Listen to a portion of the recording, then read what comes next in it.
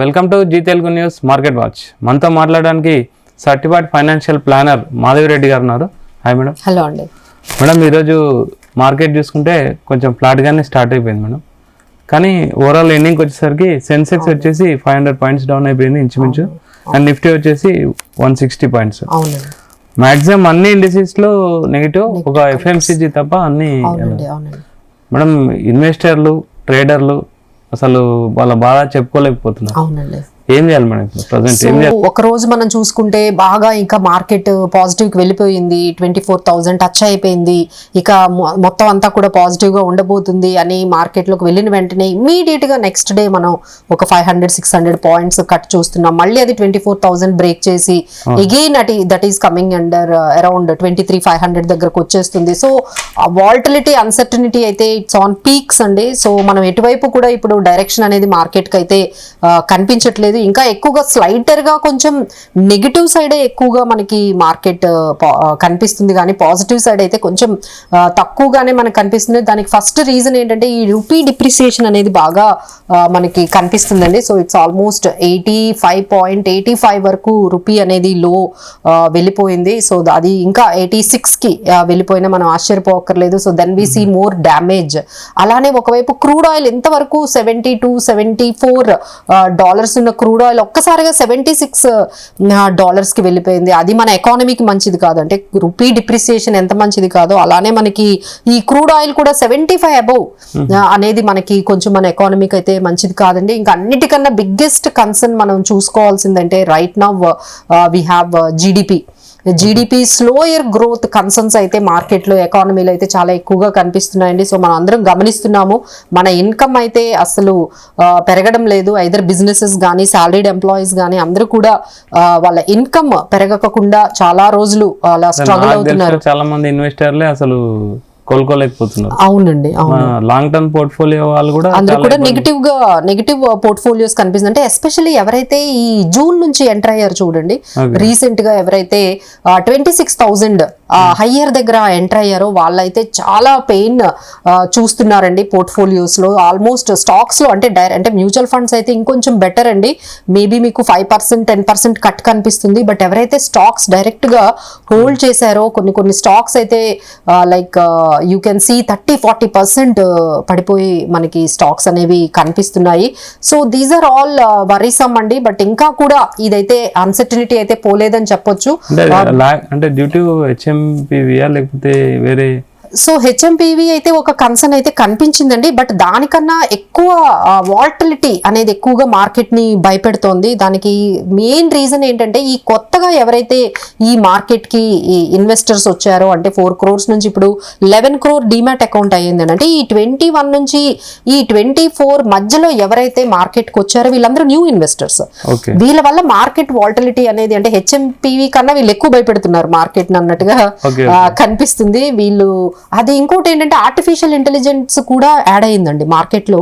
అప్పుడు అంత లేదు మనకి 21 ఆ రేంజ్ లో మనకి ఇంత ఆర్టిఫిషియల్ ఇంటెలిజెన్స్ మార్కెట్ లోకి రావడము యూజ్ చేయడము అంత లేదండి.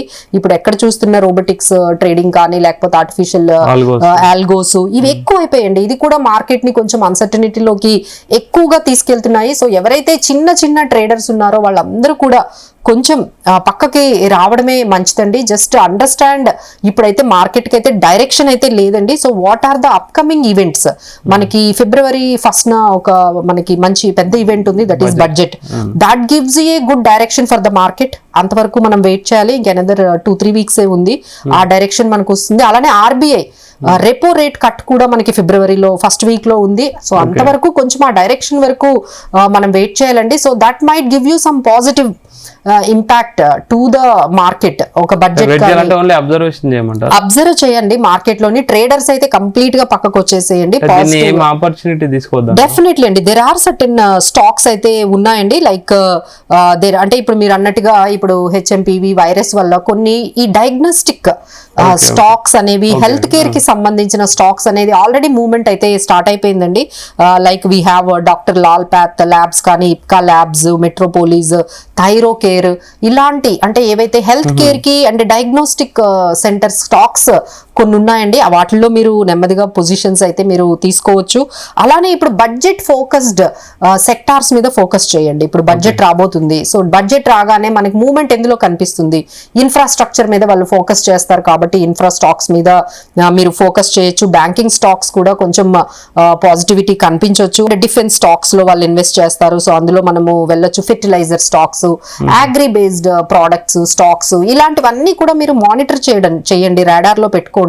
సో ఇప్పుడు మనం ఏమైతే సెక్టార్స్ చెప్పామో like infra, agriculture, defence, banking, తర్వాత మనకి ఫెర్టిలైజర్ స్టాక్స్ ఇలాంటివన్నీ కూడా మీరు ఒక దగ్గర పెట్టుకోండి. ఏదైనా మూవ్మెంట్ మీకు మార్కెట్ లో కరెక్షన్ అయ్యి కొంచెం ఇలాంటివి వస్తే, సో బడ్జెట్ టైంలో ఇవి ఏంటంటే కొంచెం వాళ్ళు ఇచ్చే ఆ పాజిటివ్ రౌండ్ అప్ కి కొంచెం మనకి పాజిటివ్ గా కొంచెం మార్కెట్ లో అమౌంట్ అనేది క్రియేట్ అయ్యే ఛాన్సెస్ ఉన్నాయి. So this is the concerns అయితే మనకి ఇంకా పోలేదండి. FIS selling especially that is giving lot of shocks to the market. వాళ్ళు ఇంకా కంటిన్యూస్ గా సెల్లర్స్ గానే ఉన్నారు.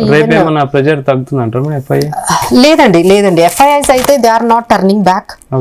They are not turning back India. వాళ్ళు ఇంకా ఏమనుకుంటున్నారంటే మన మార్కెట్ చాలా ఎక్స్పెన్సివ్, ఎస్పెషల్లీ Q3 ఎర్నింగ్స్ అంటే ఆల్రెడీ ఇప్పుడు స్టార్ట్ అయిపోయింది. క్వార్టర్లీ రిజల్ట్స్ వస్తున్నాయి. ఈ రోజు కూడా మనకి టాటా, LXI, TCS ఇవన్నీ కూడా వచ్చాయి. సో వాళ్ళందరూ మళ్ళీ వెనక్కి రావాలి అంటే మాత్రం only the quarterly results has to show some kind of positivity. So ఇప్పుడు మనకి 9th నుంచి స్టార్ట్ అవుతుంది. Jan 9th నుంచి Jan 31st వరకు మనకి చాలా కంపెనీస్ వాటి క్వార్టర్లీ రిజల్ట్స్ ఇవ్వబోతున్నాయి. సో ఈ క్వార్టర్లీ రిజల్ట్స్ లో మనకి మేజర్ గా ఫస్ట్ 2 weeks లోనే మీకు Infosys, TCS, HDFC, ICICI securities ఇలాంటివన్నీ కూడా నెక్స్ట్ వీక్ లో మేజర్ అన్ని వస్తున్నాయండి. సో మీరు ఈ Q3 రిజల్ట్స్ అయితే అందరూ ఫాలో అవ్వండి. సో మీకు ఏదైతే స్టాక్ మీరు పోర్ట్ఫోలియో మేనేజ్ చేస్తున్నారో ఒక్కసారి ఆ రిజల్ట్స్ ని కూడా పక్కన పెట్టి వాళ్ళు ఎలా రిజల్ట్స్ ఇస్తున్నారు, వాళ్ళ గ్రోత్ ఎస్టిమేట్స్ ఎలా ఉన్నాయి, వాళ్ళ ప్రొజెక్షన్స్ ఎలా ఉన్నాయి, దాన్ని బట్టి మీరు డెసిషన్ తీసుకోండి. ఇంకా కన్ఫ్యూజ్డ్ గా ఉంటే మాత్రం better you consult experts, financial planners మమ్మల్ని కానీ అడిగినట్లయితే. సో ఇలాంటి మార్కెట్స్ లో ఓన్ డెసిషన్స్ మనము ఇంకా చేయలేమండి.